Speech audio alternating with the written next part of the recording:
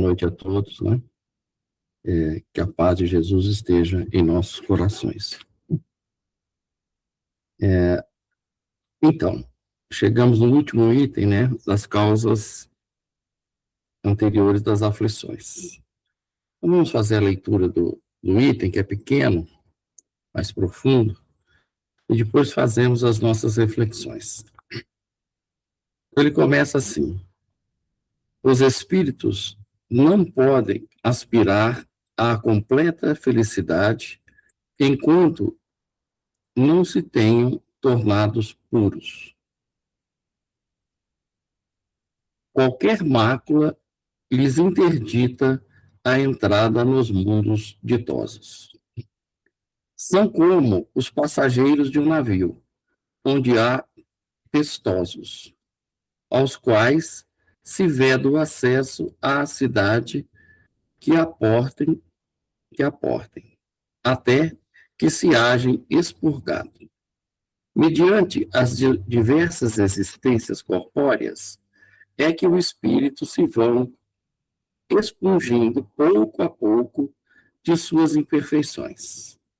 As provas da vida os fazem adiantar-se, quando bem suportadas. Como expiações, elas apagam as faltas e purificam. São o remédio que limpa as chagas, que limpa as chagas e cura o doente. Quanto mais grave é o mal, tanto mais enérgico deve ser o remédio. Aquele, pois, que muito sofre, deve reconhecer que muito tinha a expiar e deve regozijar-se à ideia da sua próxima cura. Dele depende, pela resignação, tornar proveitoso o seu sofrimento e não lhe estragar o fruto com as suas impaciências, visto que, do contrário, terá de recomeçar. Então, o texto é esse, né? Encerrando o capítulo das causas anteriores das aflições, que são 5 itens, né? Que Kardec dedica a esse tema, dada a importância, né, do entendimento desse tema para nós, espíritos, que ainda estamos no mundo de expiação e prova, né, e a importância de buscar o autoconhecimento, o conhecimento do ser espiritual que somos, das nossas conquistas, das nossas dificuldades, sem as quais, né, e de compreender também, né, o momento que nós estamos vivendo. Esse momento de transição, de lutas, né, de aflições, né, de grande dificuldades, de luta e de provas para todos nós, né? Então, quando a gente compreende isso, a gente fica mais aptos, né, a aproveitar a nossa experiência reencarnatória. E nós, como espíritas, né, estamos tendo essa grande oportunidade. E, nesse momento, ser esse representante, cartas vivas, como o Emílio gosta de falar, e Paulo também trouxe, né, do Cristo nesse momento de dor, né? Então, esse talvez tenha sido, né, o objetivo de Kardec ter demorado um tempo grande, né, nesse tema, para que nós pudéssemos perceber o que ainda nos aflige. Jesus, né, trouxe para nós, não só na bem-aventuranças, bem-aventurados aflitos, mas também trouxe aquela frase, né, no mundo tereis aflições, mas tende bom ânimo, eu venci o mundo. Então, ele já está nos preparando que o mundo de expiação e provas, né, que é o mundo em que nós estamos, ele é carregado dessas situações que nos trazem aflições. Só que é importante que nós nos perguntemos, né, o que ainda nos gera, nos causa aflição. Mas será que nós temos essa resposta?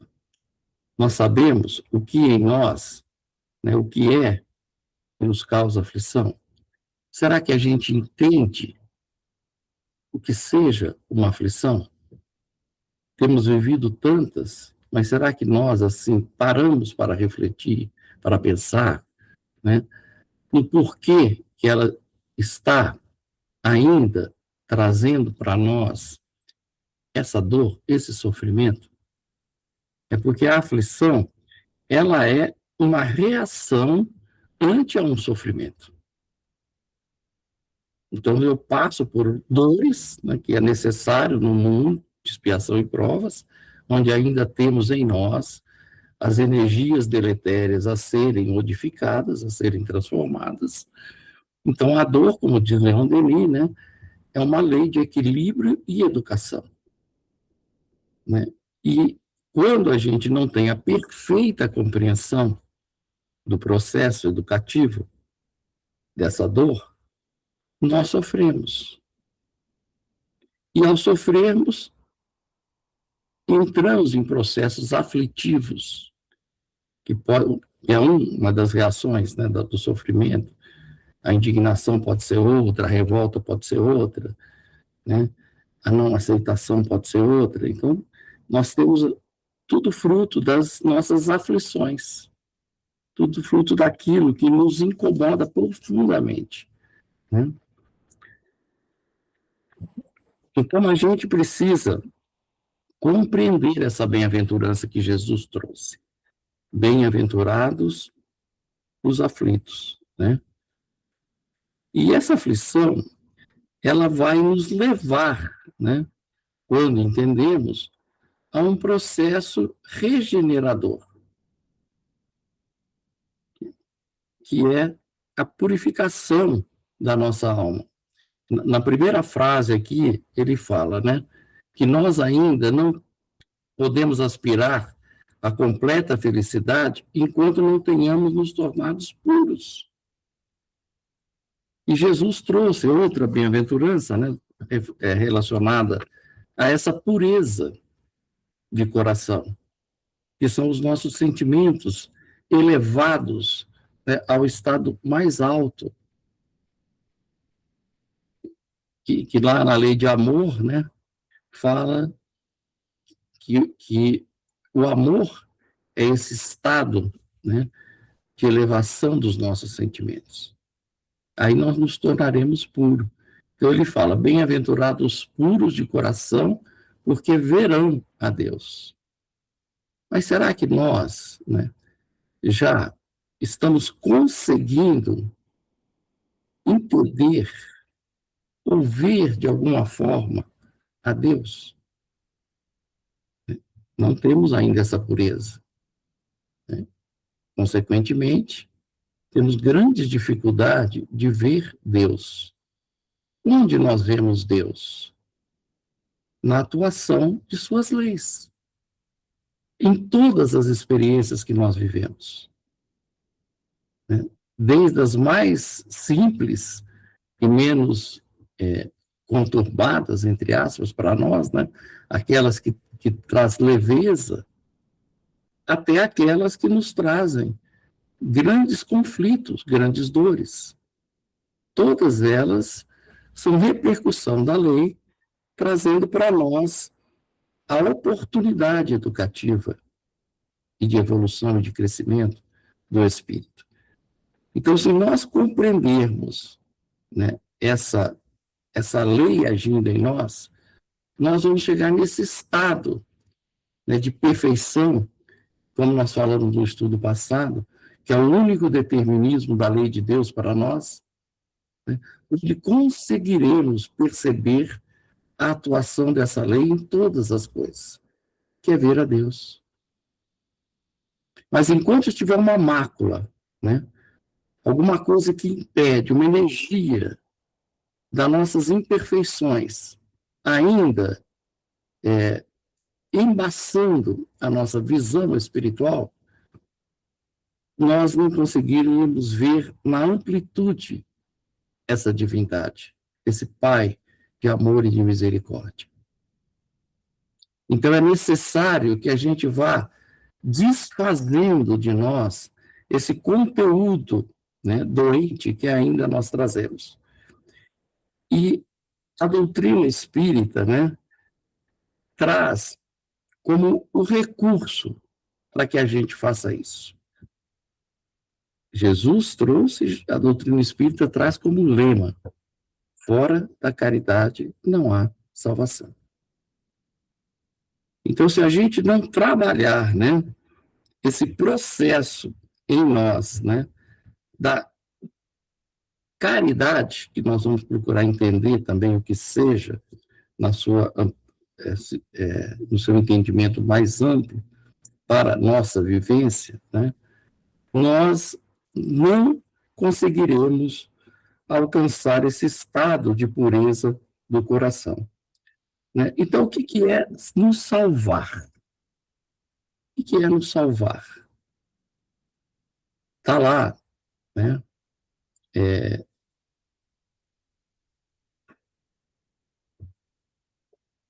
Em várias passagens, né, espíritas, que o estado de salvação é o estado do nosso processo educativo, é o estado da cura do espírito, é o estado em que nós entraremos, né, nessa pureza de coração. E Jesus, né, aqui no Evangelho, no item 6, ele traz, né, que é o Cristo Consolador, ele traz para nós, no item 7, ele começa assim: sou o grande médico das almas, e venho trazer-vos o remédio que vos há de curá-las, as almas. Os fracos, os sofredores, os enfermos, são meus filhos prediletos, e eu venho salvá-los. Aí, vinde a mim, todos vós que sofreis e estáis sobrecarregados, e sereis aliviados e consolados. Então, Jesus, né, já está trazendo para nós que essa cura do Espírito, essa salvação, né, que a doutrina traz, que fora da caridade não há salvação, é através da vivência do seu Evangelho. Ele é o nosso médico das almas. Ele é aquele que vem nos curar, né? Então, a gente precisa, né, pensar, né, fazer uma reflexão para nós. Já que ele inicia falando que não existe felicidade, né, nesse estado que nós vivemos, né, que não podemos almejar essa felicidade, e lá também no céu e inferno, né, para reforçar a ideia, no Código Penal da Vida Futura, que é o capítulo 7, no segundo parágrafo, ele traz assim: a completa felicidade prende-se à perfeição, isto é, a purificação completa do espírito. Toda imperfeição é, por sua vez, causa de sofrimento e de privações de gozo. Do mesmo que toda perfeição adquirida é fonte de gozo e atenuante de sofrimento. Então, só fortalecendo para nós, né, que esse estado que nós nos encontramos, que ainda trazemos essas impurezas, essas imperfeições, não nos permite viver a felicidade num estado mais amplo, né? Então a gente precisa, assim, nos questionarmos mesmo. Existe felicidade sem caridade?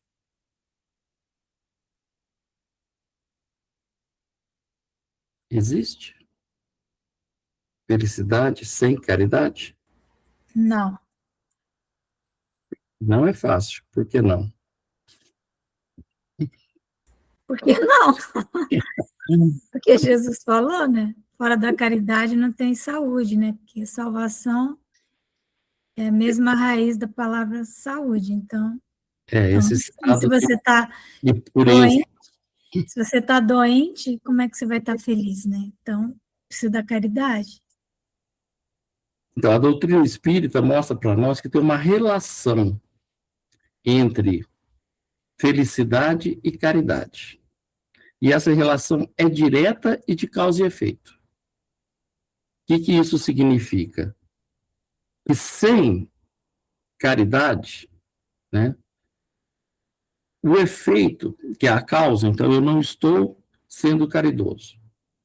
Isso significa o que em termos do espírito? Significa que tenho atitudes contrárias ao bem e à lei, porque a caridade é o ponto mais alto da vivência do amor. Então, se eu não tenho ainda, né, caridade em alguns pontos, né, eu ainda sou um espírito que trago dificuldades. Então, a minha, né, na vivência da lei de Deus. Então, a minha felicidade estará comprometida. É uma razão direta. Né? Eu só serei feliz, por isso que a felicidade, por isso que Jesus falou, a felicidade ainda não é deste mundo. Né? Jesus não traz isso para nós? A felicidade ainda não é deste mundo. Por quê? Ela será quando nós estivermos vivendo mundos perfeitos. E lá no capítulo, né,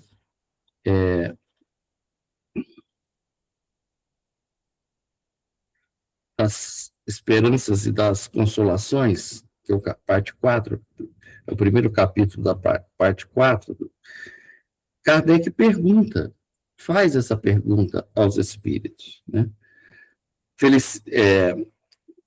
Pode o homem gozar de completa felicidade na Terra? Aí a resposta é não. Por isso que a vida lhe foi dada como prova ou expiação, né? Para que a gente faça aquele processo gradativo de eliminar as impurezas que ainda trazemos, né? Então, cada experiência na Terra é uma oportunidade para que a gente vá fazendo essa depuração em busca da felicidade. Porque enquanto trouxer essas energias, né, nós já falamos, aí ele fala assim, dele, porém, depende do espírito, né, a suavização de seus males e o ser tão feliz quanto possível na Terra. A felicidade plena ou completa só na perfeição, só na pureza de coração. Mas nós podemos ter uma felicidade relativa. Qual seria a felicidade relativa? Né? Aí tem uma pergunta, a pergunta seguinte ele até fala, né? Que nós somos os obreiros da nossa felicidade ou da própria infelicidade, né?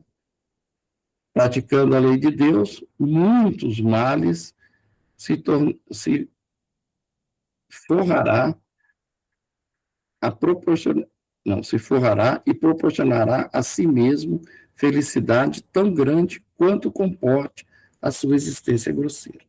Então, à medida que nós vamos convivendo, né, ou vivendo, né, as leis de Deus, nós vamos trazendo uma felicidade. Então, para o espírito na Terra, num plano de expiação e prova, de provas e expiações, como que é a felicidade possível?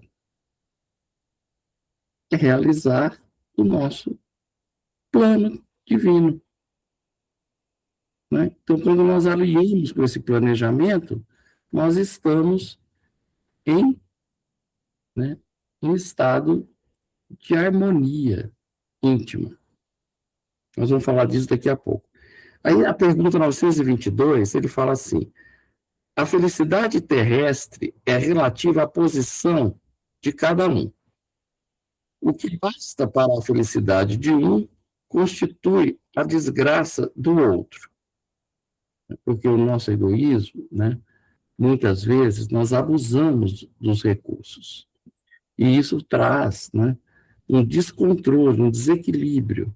E esse desequilíbrio causa no outro uma dor, uma necessidade, né?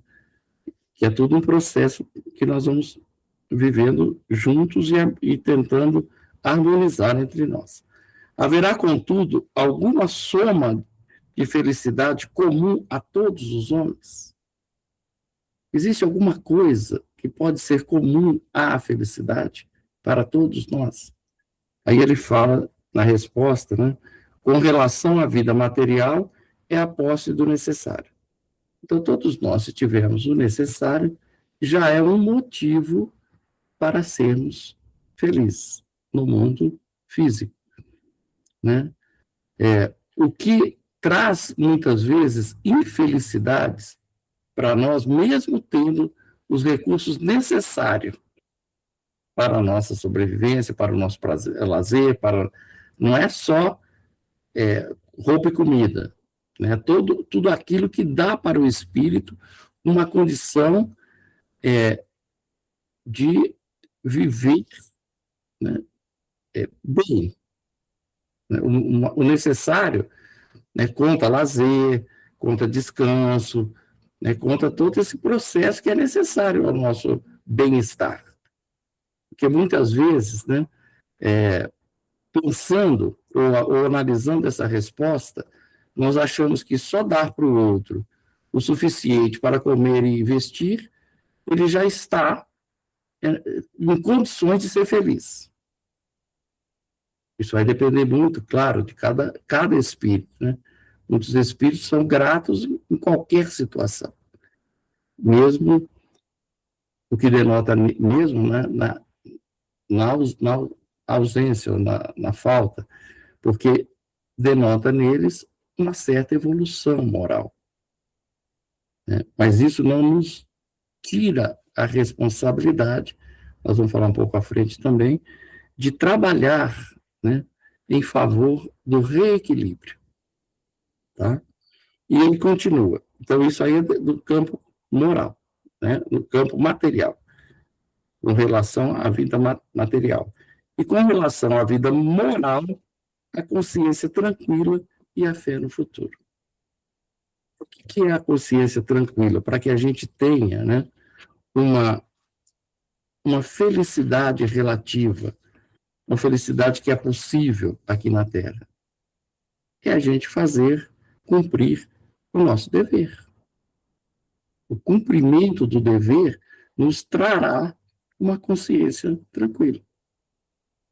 Então, se cada um de nós cumprisse o nosso dever, e olha que o dever está lá também aqui no Evangelho, né, no capítulo Sede Perfeitos, é a obrigação moral, primeiro para com Deus, para comigo e para com o próximo,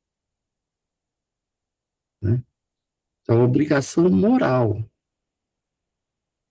que nós temos em relação, não é só obrigação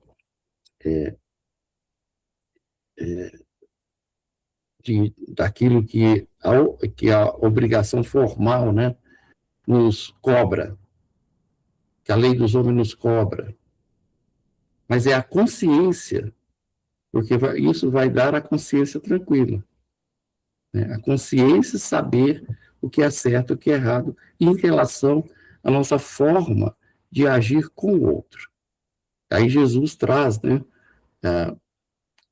uma receita infalível: fazer ao outro o que gostaria que vos fizesse, né? Bom, e aí a gente, continuando nessa relação entre a caridade e a felicidade, que fala que a caridade, ele é o caminho que nos leva à felicidade, é o meio que nos leva. Então, para que a gente está tendo, né, da doutrina espírita, neste momento, né, por isso que Kardec, né, tem sido tão incisivo, tão detalhista, tem tido tanto cuidado ao trazer com minúcias, né, as reflexões dos ensinamentos de Jesus. Porque essa bem-aventurança levamos milênios, 2 pelo menos, né, para compreendê-la. Agora que nós estamos tendo a condição de compreender. Mas mesmo assim, ainda não praticamos. Já temos compreensão, né, de como fazemos, né, para ser felizes em função, o que nos levará a tirar de nós a aflição, porque compreendemos o processo purificador, reparador, mas ainda não queremos fazer. Essa é a realidade. Nós não queremos. Porque nós ainda não aprendemos a praticar a caridade. Então, ela é o caminho. Sem ela, é o meio. Né? Ela é, né, a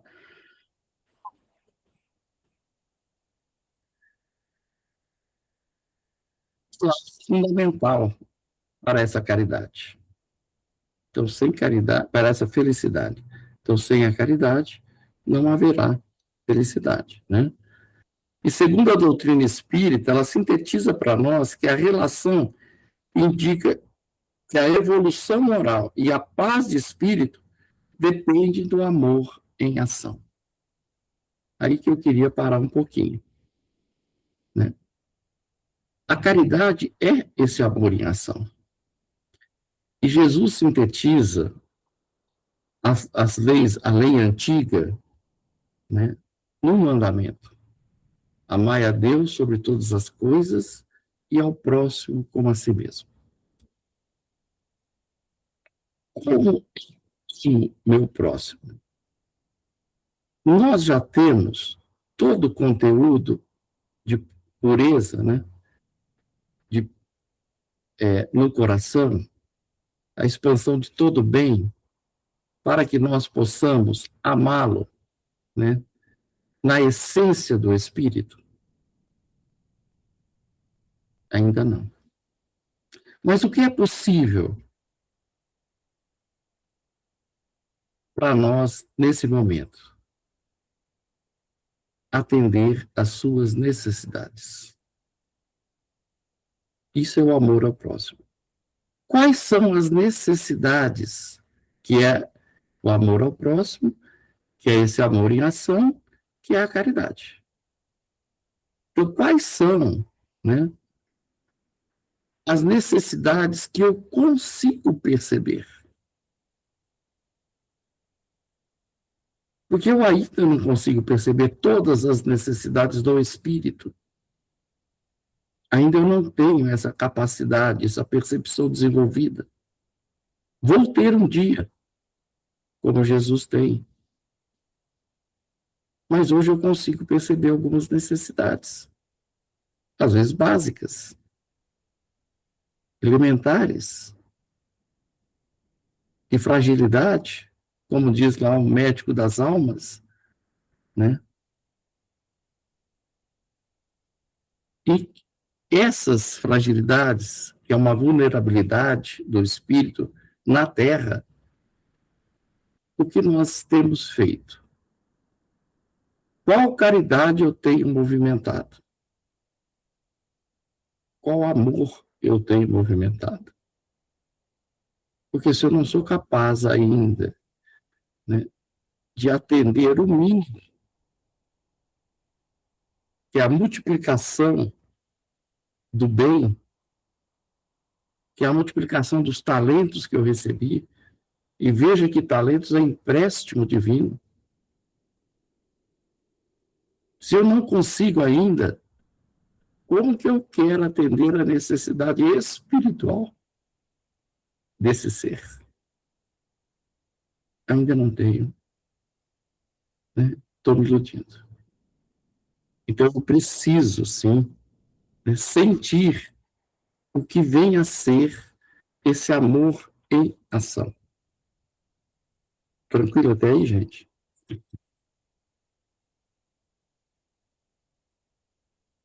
Sim?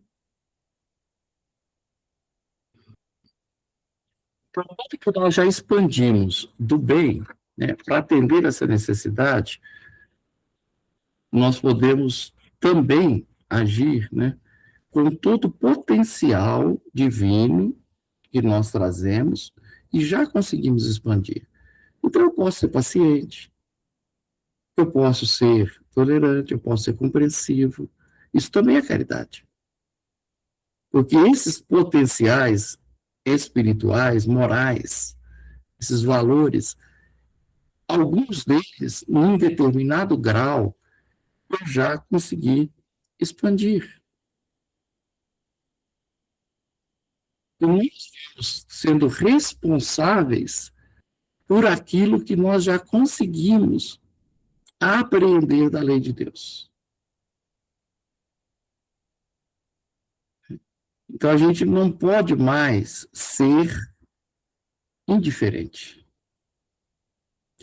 Se a espiritualidade traz para nós que a indiferença é o grande mal do nosso tempo, no mundo regenerado, dos quais nós estamos sendo chamados para ser esse instrumento de Jesus para a preparação desse mundo, ela não pode mais existir. Não podemos mais ser indiferentes à dor dos nossos irmãos. É matemático.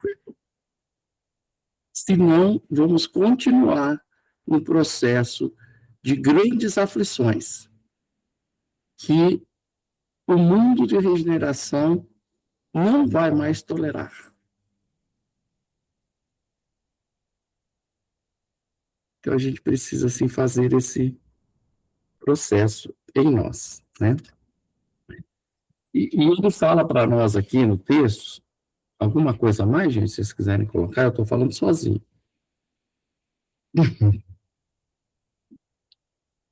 Então, ele traz para nós aqui algumas coisas que eu grifei no texto para a gente caminhar para o encerramento. Olha, mediante as diversas existências corpóreas, é que os espíritos se vão expurgando pouco a pouco de suas imperfeições. Então, nós não precisamos ser perfeitos agora. Mas se eu não reconhecer quais são as minhas imperfeições, o que tem me impedido de ver com os olhos, né, do bem, os olhos, né, do espírito, eu continuarei com as dificuldades dessa renovação, de expurgar de mim essas energias das nossas imperfeições, que são os nossos vícios, né? As provações da vida nos fazem adiantar-se, quando bem suportadas. Então, o que eu estou vivendo hoje, que é dor, e ninguém na Terra está isento dela, né, porque é a purificação, né? Eu estou suportando, não é suportar no sentido, é compreender e manter uma certa serenidade, quanto possível, diante dessa experiência, dessa luta. Então, a gente precisa ir caminhando para esses processos que são os nossos caminhos de regeneração, né? Então, a felicidade, a caridade, como esse caminho para a felicidade, como eu falei, ela traz a paz de consciência e uma conexão ainda maior, que é auxiliar o outro, né? Que é auxiliar o próximo, né? Que traz para nós uma condição de compreensão dessa elevação moral para nós. Para que a gente possa ir caminhando para o final, ele fala assim para nós: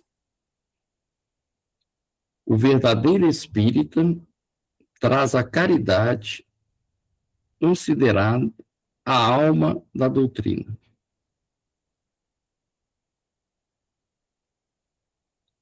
E não se pode considerar um verdadeiro espírita quem não a pratica. Então, o verdadeiro espírita é aquele que pratica, de novo, dentro daquilo que nós já somos capazes de realizar, porque o jugo é suave, o fardo é leve, mas tem uma condição que Jesus coloca, que é nós vivermos, né, a sua lei, os seus ensinamentos. Então, essa é a condição. Ele vai ser leve, ele vai ser suave. Mas eu preciso, à medida que eu sou capaz de compreender, e eu acho que nós, espíritas, né, no ponto em que nós estamos, nós já damos conta de compreender? Alguém levantou a mão? Sim ou não? A Silvia disse que ia sair, Ah, tá. ela tinha um compromisso. Isso. Então, nós temos que fazer ou realizar aquilo que já nos é possível. A quem é dado, será pedido. Né? E nós que estamos nós espíritas, né, que nós estamos falando do verdadeiro espírita, que estamos sendo chamados para esse momento de transição, lá no Evangelho fala para nós, e nós seremos cobrados da obra pronta quando o Senhor voltar. E a obra pronta é em nós. É realizar esses benefícios, né, da lei, do aprendizado, do conhecimento, em nós. E nós realizamos isso com o outro, na prática da caridade. Né? Então, o Espiritismo ensina que a caridade é simplesmente o nosso caminho para a felicidade. Pois ao cuidar da dor do outro, o Espírito cura a si mesmo e as suas próprias imperfeições, encontrando a felicidade real na prática do bem. Então, nós podemos ser felizes na Terra, né? Realizando aquilo que é possível que nós possamos realizar. Hoje eu acabei mais cedo. É isso. Alguém quer completar, comentar? Posso comentar? Claro. Eu acho muito relevante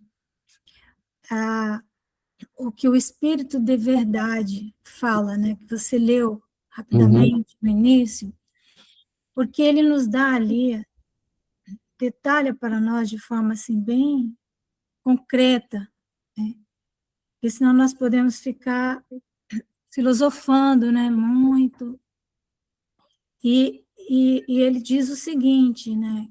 Que ele nos vem salvar a todos, né? Mas que os filhos prediletos dele são os fracos, os sofredores, os enfermos e os sofredores. Então, a nós nos cabe fazer essa análise. Quem são os fracos? Senão aqueles que não conseguem sozinhos sobreviver com um mínimo de dignidade, como você bem falou, né? Então, analisar isso, né? Quem são esses fracos? Porque nós passamos por eles todos os dias e somos indiferentes, né? Porque ele faz essa diferença, né? Fraco, enfermo e sofredor. Por que ele faz essa diferença, né? Porque fraco é o vulnerável. Qualquer pessoa que esteja numa situação de vulnerabilidade. Mas, normalmente, quem é que está em situação de vulnerabilidade? Criança, adolescente, idoso, mulher em situação de gravidez, de amamentação, filho pequeno, violência doméstica, entre idosos, né, já falei, aqueles que têm condições, e é uma condição especial, não é? Mas, dentre os fracos, nós vamos encontrar aquelas pessoas que... Então, todos esses não podem trabalhar, né? Mas nós vamos encontrar os que trabalham, mas não conseguem se sustentar. Então, eles não estão doentes, não são sofredores, né? Eles simplesmente não conseguem se manter por questões, né?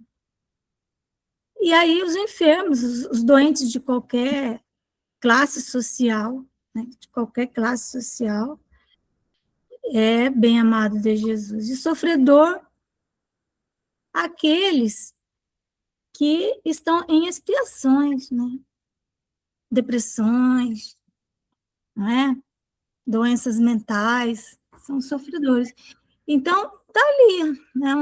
Agora, como você bem falou no começo, o que é mais fácil para nós enxergarmos, senão aqueles vulneráveis, né? Aqueles que estão ali na nossa frente, né? O trabalhador pobre, a criança, o idoso. Às vezes é um idoso, e a gente sabe que o idoso que mais está vulnerável hoje no Brasil é o idoso que tem dinheiro, né? Ele é o mais vulnerável, porque ele fica confinado, né? Então, são essas questões que nós precisamos nos debruçar sobre elas. Elas exigem isso de nós, porque para que não fiquemos apenas falando, filosofando, né? De ter paciência, isso, aquilo, outro, mas há coisas muito concretas. Então, imagina um idoso com bastante dinheiro e um neto, né, que não tem caráter, né? Então, isso acontece toda hora, né? Então, é isso, basicamente, né? E a gente vê, né, Márcia, casos aí noticiários que até matam, né, buscando atender às suas ambições ou ilusões, né? Então, essa vulnerabilidade, às vezes, está contida nessa fragilidade de se defender, né? Até mentalmente. Não tem nem condição mental, às vezes, de um raciocínio mais, uma percepção mais ampla. Então, a gente, assim, é muito amplo esse campo para a gente absorver ou perceber, né? Eu fiquei pensando por que Kardec deixou para o último item das causas anteriores das aflições essa relação com a felicidade, né? Que enquanto a gente não compreender esse processo, né, de de agir na nossa purificação para sermos felizes, né, e purificar é salvar, né? É salvar a nossa alma das impurezas que ela traz. Por isso, fora da caridade, uma salvação. A gente não conseguirá, né, fazer o trabalho que nos cabe, né, nesse momento, em nós. O primeiro trabalho é em nós. Nós estamos sendo chamados, estamos tendo a oportunidade de trabalhar com Jesus, para Jesus, para que nós consigamos nos melhorar. Porque a sintonia muda à medida em que eu busco sintonia mental, espiritual, né? Quem que vai ser os nossos amigos espirituais quando nós estamos agindo no bem? Aqueles que querem o nosso progresso moral. Quando nós estamos agindo fora do bem, quem serão essas companhias? Os inimigos do passado. Aqueles que não querem o nosso crescimento. Então, até por uma questão de inteligência, né, nós deveríamos estar refletindo muito profundamente nas oportunidades que estão sendo dadas para cada um de nós, especialmente espíritas que somos. Então é isso. O Américo, com a Cíntia, teve que sair porque ela estava passando mal, falou que estava com a garganta muito irritada. E ela pediu para eu fechar, né? Então a gente agradece pelas reflexões, né? Sempre oportunas. E a gente vai encerrar pedindo para a Leni fazer a prece para a gente. Tudo bem, Leni? Tudo bem. Eu faço. Então vamos neste momento, sentindo, né, a presença de Jesus durante esse estudo, né, maravilhoso, junto conosco. Vamos continuar na mesma sintonia, agradecendo ao Pai por essa grande oportunidade deste momento, desse dia que passou, que Ele nos deu de presente, né? E rogando a Ele que possamos ter uma linda noite, uma noite de sono sossegado, tranquilo, né? Que possamos entrar em prece ao adormecer, antes de adormecer, e que Ele possa olhar por todos nós. Ora somos caídos, horas damos a mão e levantamos alguém, mas que Ele possa estar debaixo das marquises, né? Debaixo dos viadutos.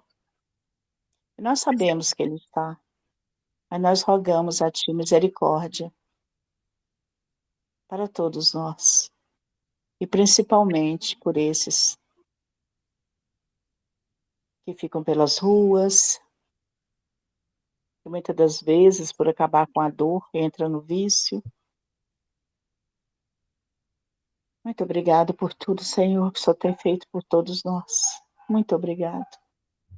E fique sempre conosco, hoje, agora e todo sempre. Que assim seja. Muito obrigado.